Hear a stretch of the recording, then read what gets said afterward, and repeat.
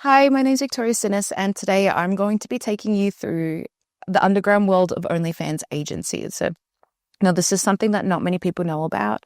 And today, what we're going to do is there's going to be a handout with you as you go through this.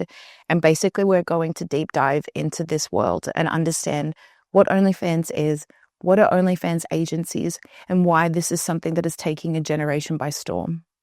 And so, just a little bit of background about me and who I am. I used to help build one of the biggest OnlyFans agencies in Australia.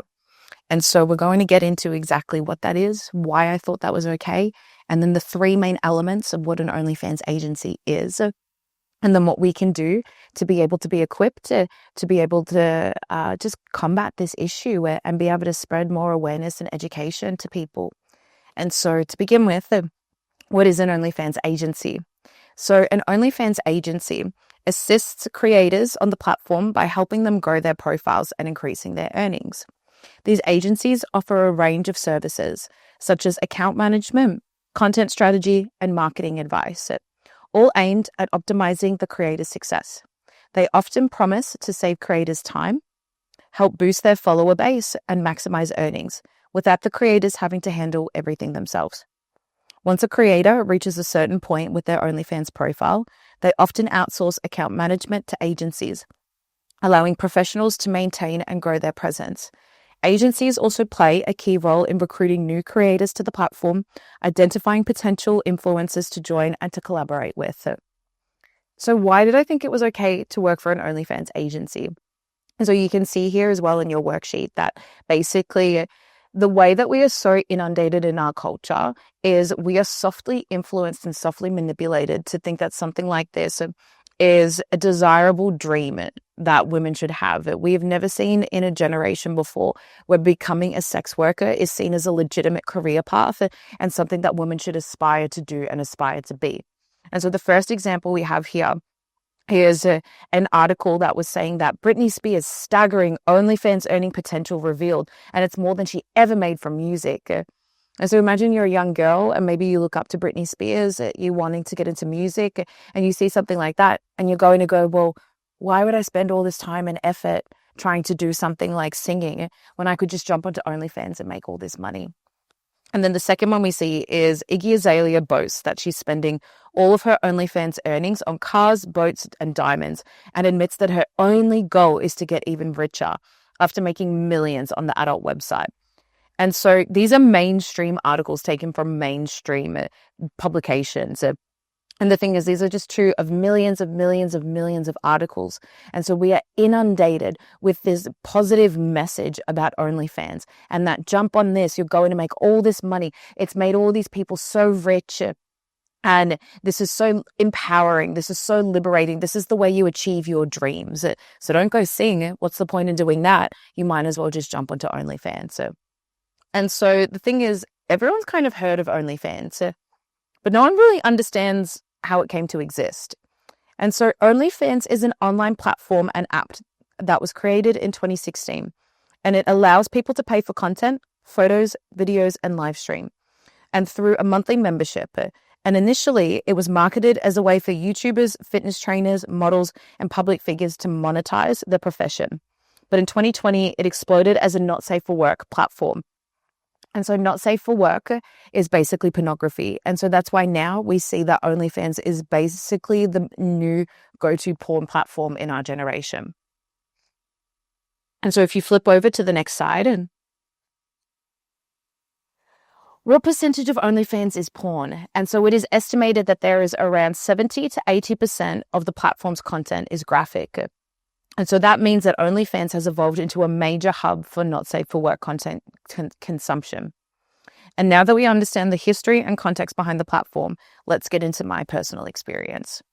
So how did I actually get involved in working for an OnlyFans agency?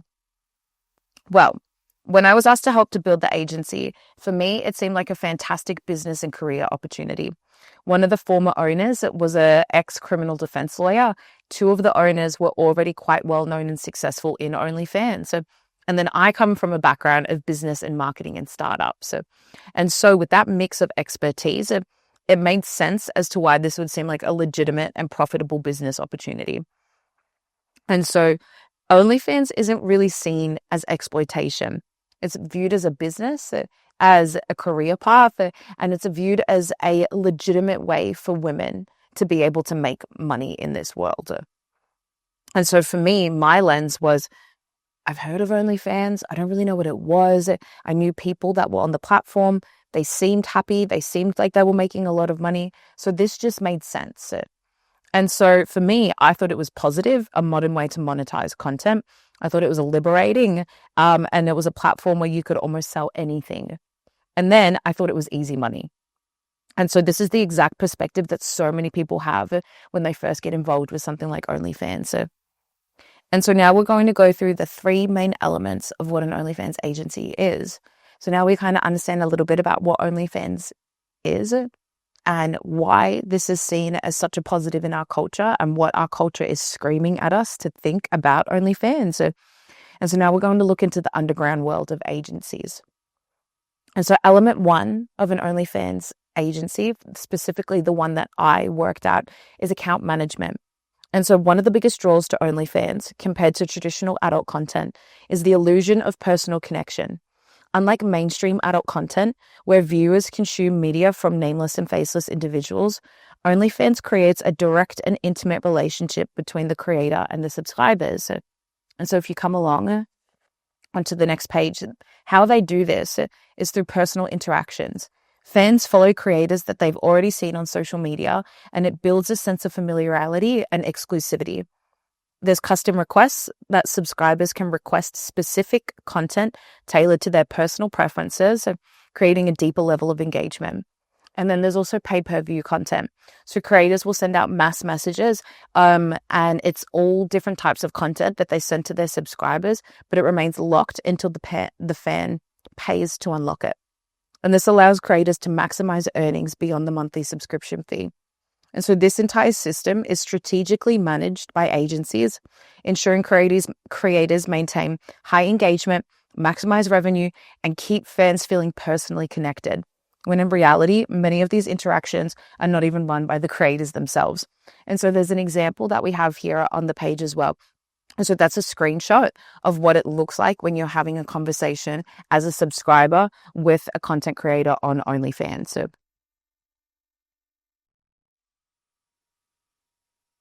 And so as we come along, the first part of coming onto the agency that I worked for is onboarding the girls. And so the first part of what you do when you bring a girl on is you get them to do this thing called a questionnaire. And so the questionnaire is filled with all these different details about the girl, the most intimate things that you can ask and find about her, because what that does is it gets created into a brief. And so a part of the questionnaire is these things called levels. And so you can see here that the level 1 is Instagram content, level 2 is implied nudity, level 3 is full nudity, level 4 is everything but anal, and level 5 is everything. And so why this is significant is because what this does is it creates a false sense of consent. And so this is a tactic and a form of coercive psychology that manipulates perspective and autonomy while subtly guiding individuals towards higher risking behaviors. And so this is how it works. By introducing levels in the onboarding process, the agency appears to respect performers' boundaries. The questionnaire makes it seem as though performers are in control of what type of content they are creating. This structured approach gives the illusion of safety and empowerment, making the agency appear professional and supportive. It has an implied hierarchy and social comparison as well. So think about it. Once you're inside the agency, performers quickly realize that the lowest level is not where they should be. It is framed as the starting point and not an acceptable place to stay. The very existence of levels creates an unspoken expectation to progress. And so you want to be able to go up the scale. So seeing that their choices may place them at the bottom makes them feel inadequate or behind and subtly pushes them to do more. And so what this does is it does soft pressure. And so hard pressure would be, can you go turn the lights off? Where soft pressure is, it's a bit bright in here, don't you think? And so there's a nuance in that, because what it does is it makes people think that they are making decisions on their own when they're not. And so soft coercion, soft manipulation, and soft pressure is so much more effective than hard. If we went around saying, go sign up to do pornography, No one's going to do that.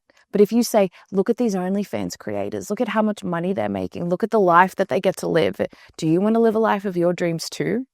Well, you think that you're making this decision on your own, but the reality is that there is an industry that is softly manipulating you and coercing you into doing this type of work. And so, even without directly forcing performers to escalate their content, the agency exerts soft pressure in multiple ways. Social pressure, when agency members dismiss lower level creators as naive or unrealistic for expecting to make money. It reinforces the idea that staying at a low level is not viable. And so there's frustration from the management, because if performers are met with impotence or judgment for staying at lower levels, so they internalize that they must step up to be taken seriously to succeed. And then there's the normalization of escalation. When everyone around them is moving up in levels, it doesn't feel optional anymore. It feels inevitable. And so even at the agency, my idea was actually, as we went on, we saw that girls weren't making a lot of money in doing level 1 because, well, if you can see that for free on Instagram, why would you come to OnlyFans? And so I actually had said, why don't we get rid of level 1? And so again, what do you think that does? A lot of people say that OnlyFans is a more ethical way for women to do this type of work. It takes out the exploitation. But if you were coming onto our agency and you had a level of content that you were comfortable doing, we're already telling you what the baseline expectation is for what you should be doing. And so, again, by getting rid of the lowest level altogether, the agency ensures that performers start from a higher baseline, meaning that they're already desensitized to a certain degree of content. They never had the chance to truly choose their starting point. And what once felt too far now feels like the norm, and the next level up feels more reasonable. And so this is manufactured consent. This process tricks performers into believing that they are making free choices, when in reality, their decisions have been carefully framed and guided from the start. They internalize the agency's values as their own, making them more compliant and less likely to push back when encouraged to do more.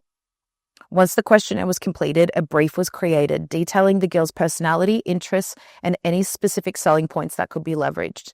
This brief was not just for branding, it was primarily used by the chatters who would be managing her OnlyFans conversations.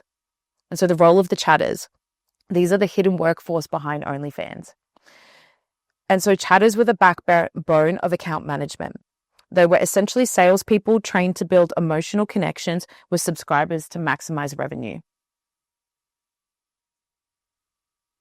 And so who are the chatters? So chatters were cheap labor, typically hired from third world countries. And in our case, ours were from the Philippines. And so we pay them anywhere from $1 to $5 USD an hour.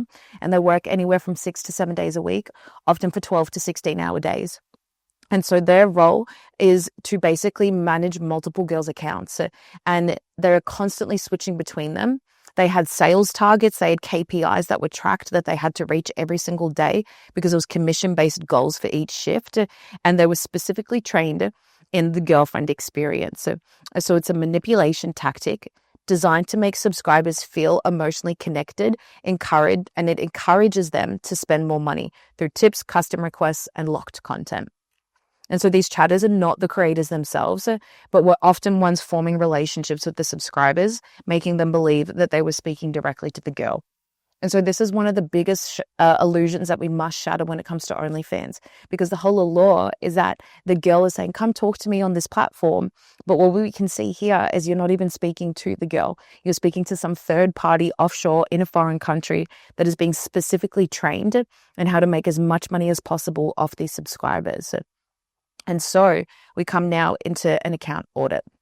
So once the girl was onboarded, the next step was to do a full account audit to measure the overall health and performance of her account. This was a crucial step for optimizing revenue and ensuring that the account was running as efficiently as possible. And so what does that involve? Well, as an account manager, you would go through every aspect of the account, analyzing key performance indicators to determine what was working and what needed improvement. And so you had a content vault analysis, and the vault is where all of the creators' photos, videos, and past content is stored. This allows managers to assess the quality, variety, and quantity of content available for future sales. The audit also identifies reusable content and content that could be resold or repurposed through pay-per-view messages. And so from there, you go into a subscriber breakdown analysis. So reviewing the top paying subscribers, who they were and how much they've spent and what type of content they requested.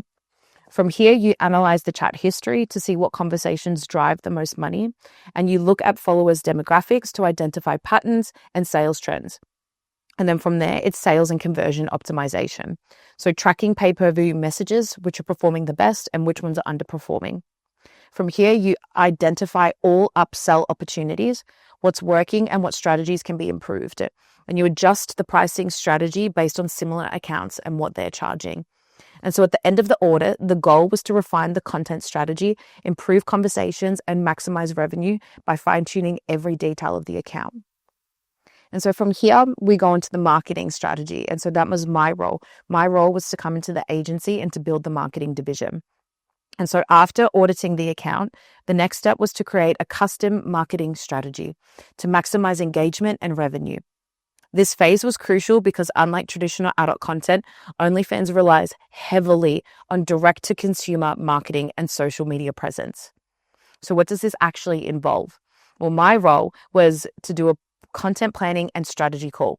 And so at this stage, I would be having a one-on-one call with the girl to onboard them into the marketing side of the agency. We would go over content requirements, setting a clear expectation on what types of photos, videos that they needed to create. And the goal was to establish a consistent brand identity, whether that was the girl next door, fitness model, alternative, edgy, or any other persona that would appeal to their audience. From here, we do social media funneling creations. So since OnlyFans does not have an organic discovery feature, external platforms were the main driver of traffic. Girls were guided on how to leverage TikTok, Instagram, Twitter, Reddit to attract new subscribers.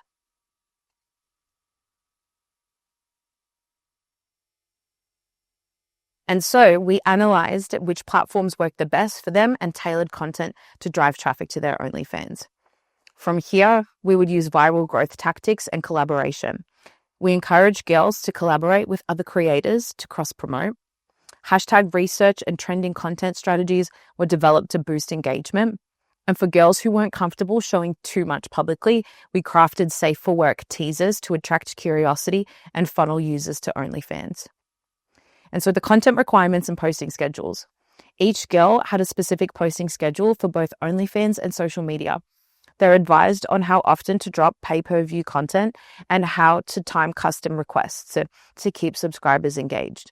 We also monitored high engagement times for each platform to maximize visibility. This phase ensured that the girls knew exactly what was required to grow their audience and increase earnings, all while maintaining the illusion of independence, even though much of the marketing was strategized and executed by the agency. And so this as well shatters a huge misconception that it's easy work. I can jump on, I can be in the shadows, I can just do something on OnlyFans and no one will know about it. Because now we understand that you have to promote on social media to be able to drive that traffic. And so we see a lot of statistics like the average wage of an OnlyFans creator is $180 a month. And so if you think about it, you're jumping online, you think you can do something in the shadows and in secret. But what you don't understand is that there's a whole entire team and machine that is behind making successful accounts on OnlyFans. So how many women are jumping onto OnlyFans thinking they can do this in the shadows, making no money, and then now they have pornographic content on the internet forever? And so the next step of this is marketing. And so after the accounts get set up, we have content strategies. And so the next critical element is to make the girls go as viral as possible, as quickly as possible. Because in the world of OnlyFans, visibility equals money. And so how do we do this? We would do a trend-based strategy.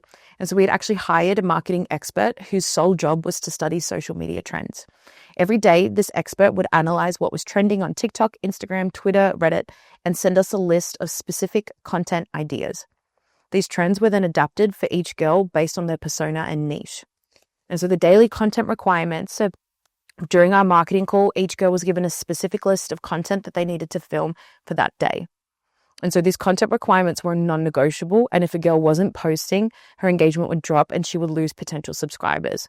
And so the agency would provide scripts, captions, hashtags, everything that you can imagine to be able to create viral content. And what we would do is ask the girls to have 3 to 5 TikTok accounts. And on each of those TikTok accounts, be creating 5 unique videos per account every day. So that's 20 unique videos across just TikTok.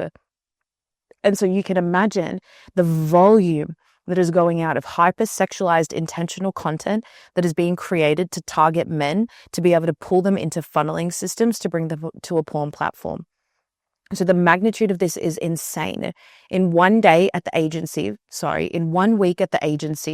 we got a girl on a brand new fresh TikTok account on one video to 2.2 million views.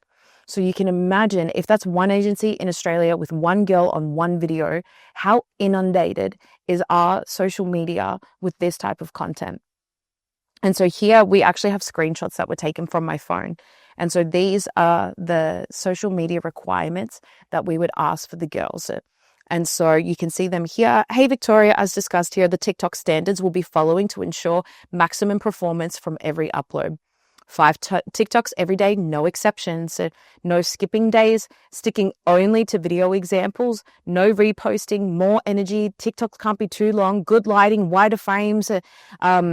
Previews need to be showing in the video with the previews need to be showing what's in the video, multiple body parts. And here, if you go down, here's what I need to get done. All girls who don't have 3 TikTok accounts need to set it up and get it done ASAP. 2 IG accounts, and everyone has beacons except for 1. Once IG is set up, they'll need to link all 3 accounts to the Instagram and then make sure that they're posting across all the accounts. So if we've done that, then we can start working on the Reddit campaigns. So you can see how specifically strategized this is, intentional this is, and that what you're seeing on social media isn't an accident of a phenomenon. And so the next page, we actually have screenshots of what we would send to the girls. So you've got a video there that's a trend for them to do. And then you've also got a caption. And then there would also be hashtags that would be used. There'd be music. There'd be everything that you need to be able to recreate these videos. And so social media funnel manipulation, every social media post was strategically crafted to push traffic to OnlyFans. Instagram posts were kept suggestive but safe for work. TikTok relied on trendy sounds and suggestive humor. And Twitter and Reddit were used for explicit teasers to target a more direct audience. And so what that means is on Reddit and on Twitter, you can basically post full pornography. And so that is exactly what we were posting, because that meant as well, think about the levels. If we're saying that if you want more money, you want more subscribers, post on these platforms, well, how much more extreme is the content that you need to be doing on Reddit and on Twitter to be able to pull people to your OnlyFans? So again, it shatters this lie that a lot of people say that OnlyFans is positive, liberating. It's the safer way to be able to do this type of work. There's no manipulation, there's no coercion, because we can see already that this is not the case. And so exploiting algorithms, we studied which time of day gets the highest engagement, timed posts accordingly. We had viral content that was often reposted multiple times using different captions, angles to trick the algorithms. And then the girls were advised to engage with comments, DMs, and do it in a way that boosts their reach. So all of this is not organic growth. It is highly manufactured and optimized and made to look like these girls were naturally blowing up, when in reality, every step was strategically planned behind the scenes. So the bigger picture as to why the marketing strategy matters. There were multiple reasons why this aggressive marketing strategy was designed this way. It wasn't about getting subscribers. It was about shaping the culture and softly influencing perceptions of desirability and success. It funnels people into OnlyFans, and every single marketing move is designed to pull people into a funnel that ultimately leads them to subscribe to an OnlyFans account. TikTok and Instagram create an illusion of an accessible, cool girl who wants to have fun and be flirty, where Twitter and Reddit introduce the more explicit content, slowly breaking down barriers so followers get comfortable with consuming not safe for work material. And at no point did followers think that they were being strategically led to OnlyFans, but they were. And so softly influencing culture and redefining desirability. Marketing isn't just about selling content, it's about redefining what was considered attractive and normal. The constant push for hypersexualized content into mainstream spaces normalizes OnlyFans culture. It creates an illusion that this is what a desirable woman looks like and acts like and posts like. And the more this type of content becomes popular, it shifts cultural norms and it makes people believe that this is the standard of attractiveness and empowerment. And so this is why so many young women today see OnlyFans as normal and empowering, and it has been marketed to them as such.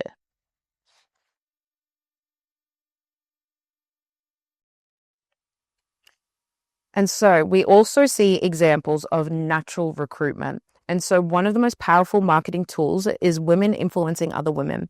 So when certain girls become successful in OnlyFans, they automatically become recruiters without even realizing it. So we have Bop House, content houses where OnlyFans girls live together that function as free marketing for the agency.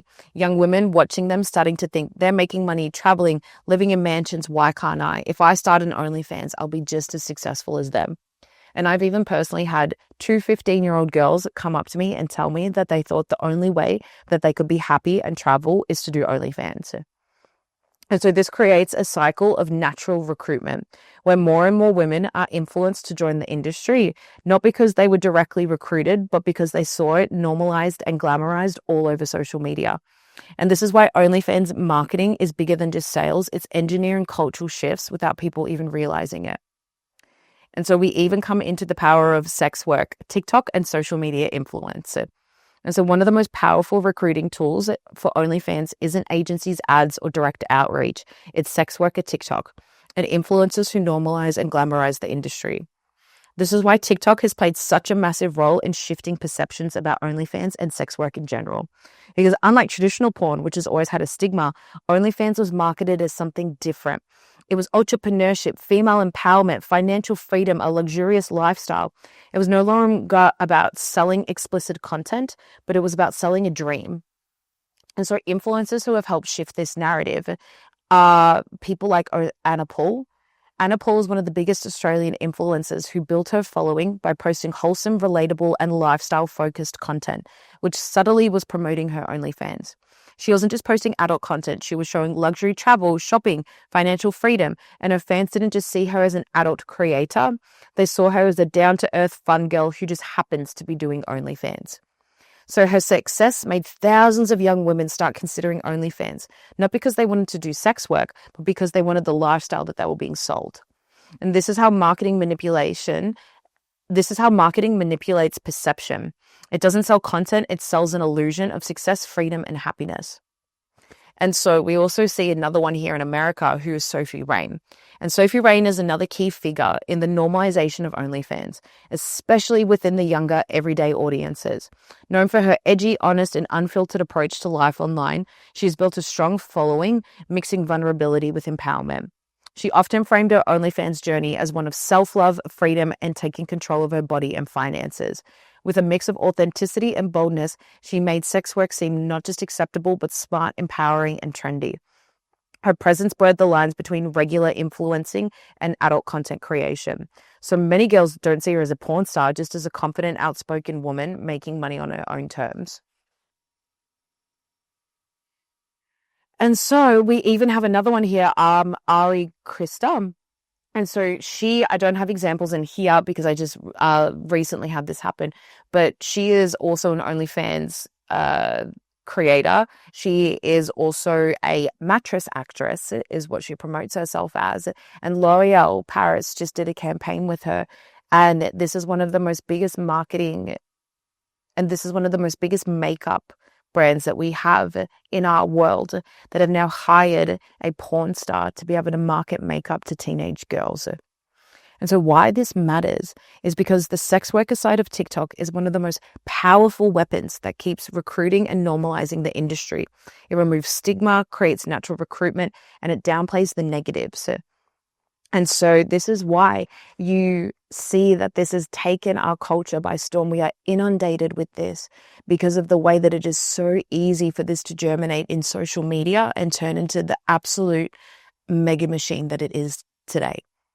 And so element 3 is recruitment. And so this is a screenshot of a message that I was sent to be able to then go onto TikTok and Instagram and scour the internet for hours looking for girls that fit our requirements.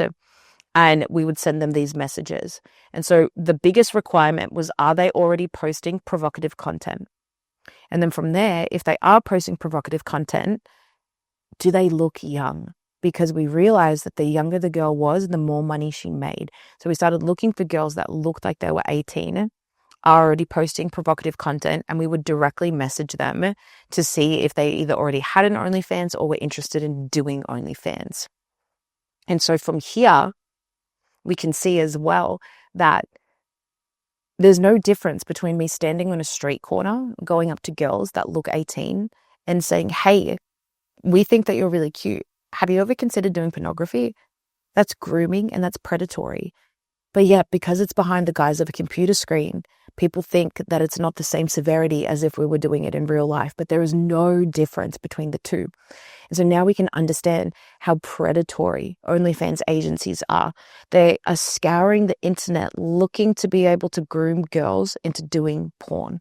And now that we understand all the other elements of agencies and what happens, we can understand that there is an entire underground ecosystem that is influencing our culture in such a huge way that we don't even understand.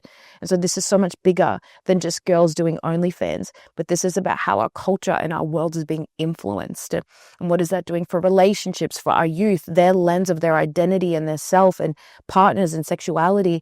And then statistically speaking, 89.4% of all subscribers on OnlyFans are married men. So we're seeing this not only destroy our youth, but destroy relationships, destroy marriages, because the main consumer of this content is married men. And so that poses the even bigger question of why is a porn platform that promotes intimate connection the most successful with married men? And so this is a bigger cultural conversation than just OnlyFans, but it is what is happening in our world. This is in our churches. It's not exclusive to just the secular world, but this is touching and impacting millions of people. And so how can we be equipped to navigate this? Well, as we've explored the inner workings of an OnlyFans agency and the powerful industry behind it, it's crucial to recognize the impact social media has in promoting and glorifying these platforms. And so to protect ourselves and others from exploitation, we need to educate and equip people across all levels: parents, educators, individuals, and social media users. So for parents and educators, having open and honest conversations with young people is essential. Parents and educators need to approach the topic of social media and exploitation so they can enable it with empathy and understanding. It is about creating safe spaces for our young people to express their concerns, ask questions, and challenge narratives that they are exposed to online. And so I have a story here about Jenny's daughter.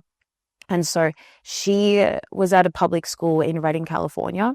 And when Bop House registrations were open, there was an inundation of young girls that were storing up their content at her school and posting these on Instagram, because they wanted to be able to apply for the Bop House because they saw it and wanted to do that. So I think we can all read between the lines of what was going on there.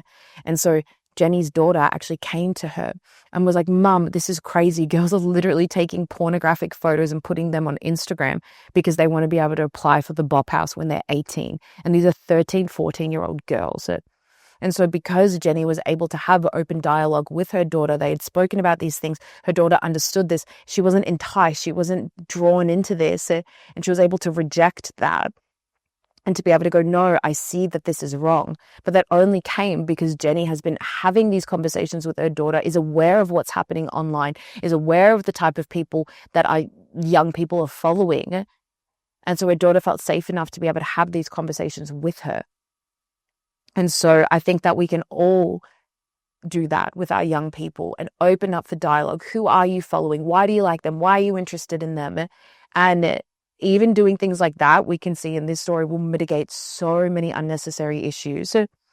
And so we need to educate our parents on the dynamics of online platforms, the allure of easy money, and how these platforms can become a dangerous trap. And it will help guide their children through a lot of difficult conversations. And then us as an individual, it is important for us to recognize and resist the pull of OnlyFans. And while it might seem like a glamorous or easy way to make money, now we understand the reality behind these platforms. And we can see the manipulation and the exploitation. And so we need to be educating ourselves on the industry's marketing tactics and understand how chatters and agencies operate. And then we can make informed choices and help others as well. Because now that we know all of this, we can go, and when we have that person that's at our work that we think is on OnlyFans, or our niece who we think is doing OnlyFans, or our neighbor or our friend who is, we now know so much information about this that we can go to them and go, hey, wait a minute, you might think that it's this and it's this and it's this, but let me tell you the reality of what this actually is, and shatter that illusion for them. And so for social media users, it's a beautiful tool, social media, but it's also a platform where manipulative marketing tactics run rampant. And so users need to be more aware of these strategies used by agencies, and how influencers are recruited, and how accounts are managed, and how the illusion of empowerment is being created. And by recognizing these tactics, we can critically assess the content that we're consuming and understand how this content might be designed to exploit us.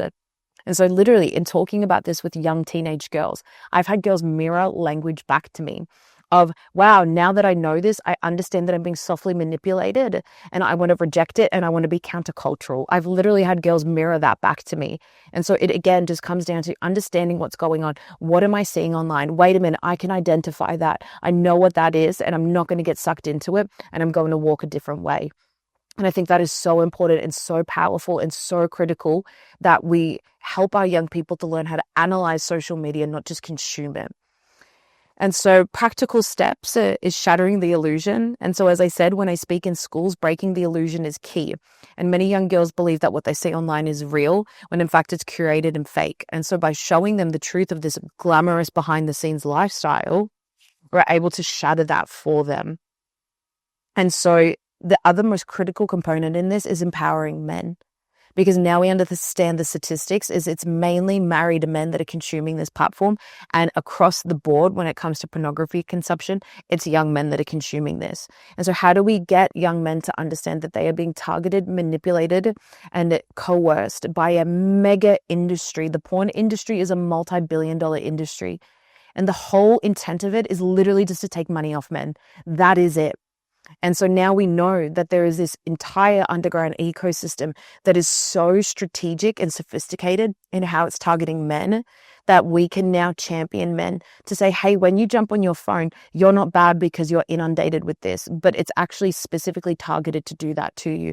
How can we champion you? How can we help you, support you, encourage you, and guide you as you navigate through this to be able to make better decisions, instead of putting them down, they're bad because they fall or whatever it is, but really champion men and get them to understand the behind the scenes of what's going on, so then they can make better choices for themselves.